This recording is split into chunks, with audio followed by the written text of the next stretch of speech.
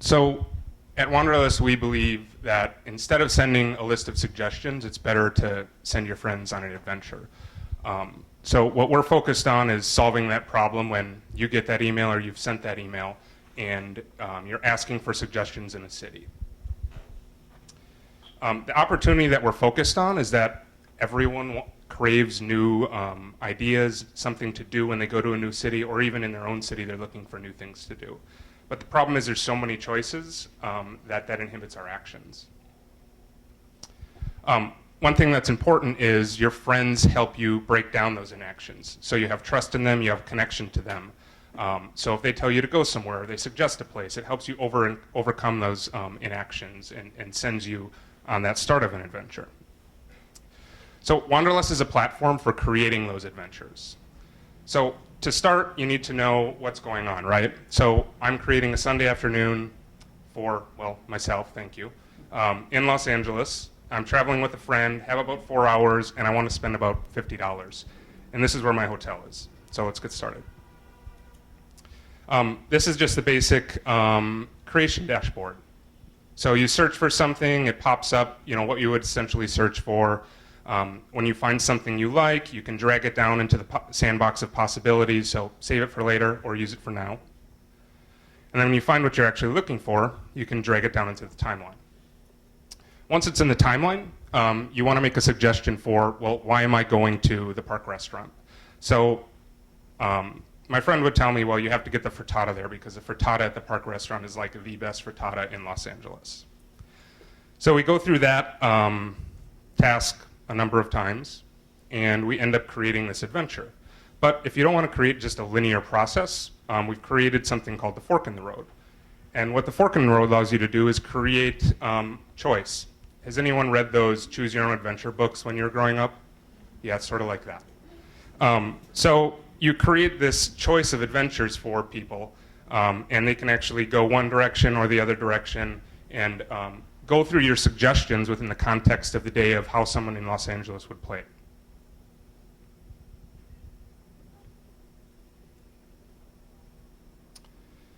So once you're finished, what we believe is that this is either going to be a mobile guide. We've prototyped it in both scenarios as a mobile guide and as a printed booklet. And we prototyped it here in Milwaukee, in Los Angeles, in Paris. And so far it's worked out fairly well for both scenarios. You got 1 minute there. Okay. So if you want to check out what a little adventure in San Francisco looks like, you can go to hellowanderlust.com. It's sort of optimized right now for your iPhone, so you can actually go through an adventure that we've created there for you. And what we're really working on here is this virtuous cycle, essentially, between the maker and the wanderer. So the maker makes something for the person going on the trip, but the wanderer actually experiences it. The great thing about this is, as a maker, you're creating a gift, and you're giving that gift to someone.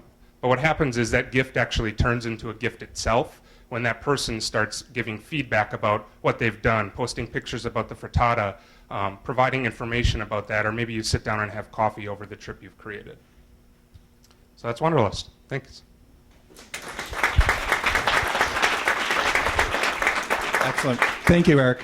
So why don't we have our panel actually run back up here and quickly pepper Eric with questions for 5 minutes. So and the reason why we're doing this is because we're doing some live streaming, and we want the people who are at home or at work to be able to watch and listen.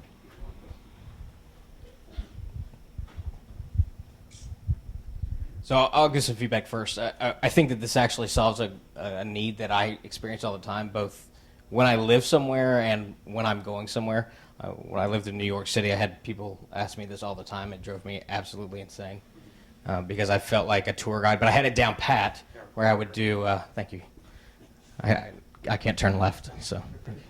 But I had a 15-point day that I could take somebody through. So I think that point is great. I think I didn't get it until the very end that the creator is the person that lives here is the one that's creating it and then sending the entire package to someone, which I think is phenomenal.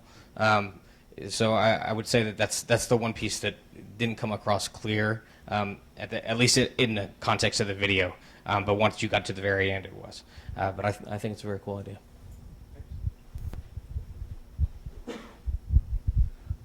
Interesting concept. I would say I didn't quite figure it out until we got through.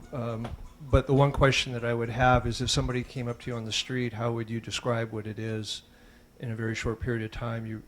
A picture is worth 1,000 words. A video is worth obviously a lot more than that. Yeah. So that's great.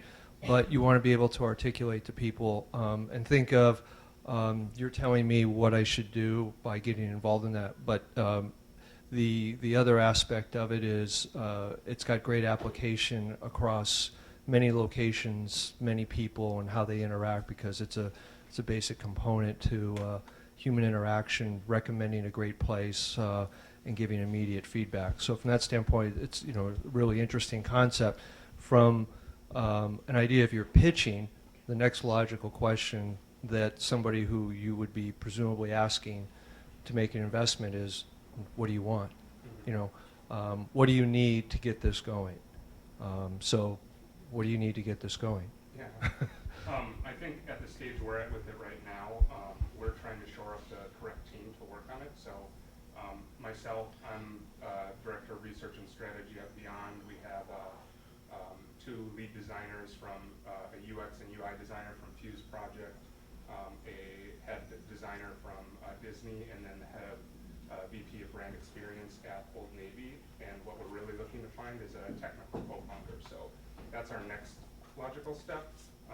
To be perfectly honest, we'd like to found the initial stages of it and acquire the first group of customers without actually taking any money from anyone, and then think about funding after that to see how it scales. Okay. So how big does it need to be before you reach that next stage, do you think? I would be lying if I gave you an answer right now. That's great. I don't know is always an acceptable answer, so I'm a big believer in that. But very interesting, and good luck. Thank you. Eric, I love that this started out as a student project. Where was it? CCA, the Culinary Academy? Or? Yeah. Yeah, fantastic. So I agree with Chanse that there is a need from a consumer point of view, but it seems to me that the maker needs some incentives to contribute so much of content. So how do you intend to incentivize the maker? I think it's a relationship between two individuals right now from our perspective. I get those emails all the time. I've lived in San Francisco, I've lived in Milwaukee, I've lived in Mumbai, and constantly people are asking me, for those cities, what should I do when I'm in Milwaukee or in these different cities? And if they're close enough to me, I don't need any more incentive to give them those recommendations. There's that outer circle that goes beyond my personal connections that, yeah, I would probably need an incentive to do that. And if I built one of these for a close friend, I'd probably have it in my library where I could just basically say, well, I don't need much incentive. I can just click and send you the thing that I've sent to my good friend before. Thank you. So I thought the name was really cool. Names are important in consumer internet, and Wanderlust is definitely something that everyone knows about, and it's a striking name. So that's a great start. I like that you fit into the product is fitting into a framework where it's very familiar to people, and I think you could probably start out like in that video and in your pitch, explaining that the hypothetical, right? The case of a friend emails you and says, where do I go in San Francisco?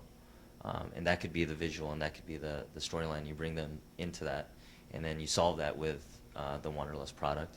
It was a little deductive. We were watching the video, and then so that stylistically, in terms of a pitch, it's good to just tell people, suspend their disbelief for a second, and they're sitting in the shoes of this pain point user, right? And I think everyone's had that. What I liked about it was that at the end of the demo, you could see that there was an itinerary being built, and it had all the necessary information. Which, if you were writing an email, like you would have to go to Yelp or go to a Google link and find their URL and copy and paste that. So there's a proposition of you simplifying the process for someone giving that. But I think gentleman to my left had a good point, which was, this may be a little bit more simple for me, but how is it more fun for me to do this for my friend? And I think part of it could be some very high-level categorical things like, like I want a nightlife itinerary, right? Give me a nightlife wanderlust, give me a foodie wanderlust, and just start with something that's very like cognitively easy for both people to understand, and then I can do that. Like if you ask me where can I go get great food, I can come up with an itinerary for a whole weekend for that. If you say where can I do adventure sports, I can give you a totally different itinerary. And so I feel like if you could bring them in, I like the drag and drop JavaScript stuff, but I'd be careful with that. Try to think as simple as possible, because I think your value proposition here, the benefit that you're offering people is, how do I simplify what is already a little complicated and not so fun? And storing that in the cloud so that other people can check it out. Like, let's say you write one and another person asks the same thing, or there's a stranger that is just searching your site for a great itinerary that was well reviewed and rated by a friend, then you could go see that. And so simplifying that. So drag and drop is great, but maybe like that whole sort of schema, maybe you could simplify that down to just a list. Great, thanks so much. And Chance is giving me the evil eye because I know he wants to ask another question, but we're going to have to hold that until afterwards, and he can catch up with Eric directly. So our next entrepreneur is Ian Duggan. So if we could have the panel come back down again.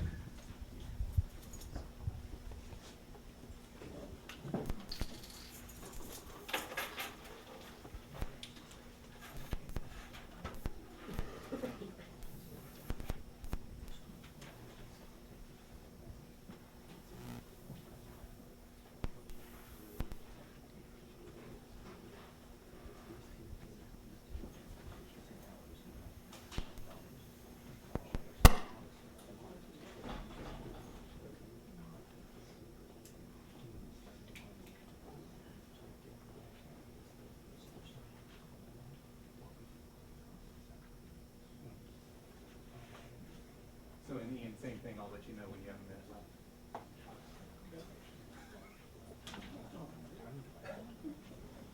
This is a workout.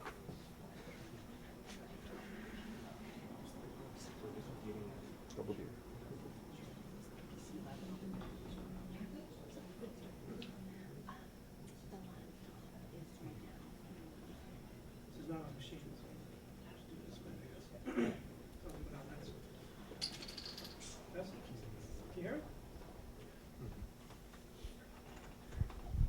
Test. Oh, there you go. Good afternoon. Hi, my name's Ian Duggan. I'm the co-founder and CEO of Zambosa. Zambosa is astrology made social. And that works because astrology is about relationships and social networking is about relationships. Zambosa started with the vision, or kind of the vision of Zambosa was the question, is today a good day to ask your boss for a raise? And kind of following that, we built this social astrology experience online, which lets you see who's affecting you, what your horoscope is today, who's affecting you, what's affecting you, and we've got some cool features that kind of show you who to hang out with today, who to avoid, and what are good days to do various things. So you may ask, astrology, why astrology? Well, there's a Harris poll, 2008, shows that 49% of Americans, believe it or not, believe in astrology or aren't sure. And that doesn't matter because even non-believers consume horoscopes regularly. They're all over the place in media, newspapers, magazines, etc. And it's a valuable demographic. It tends to skew female without kids, 18 to 39. These are people with disposable incomes.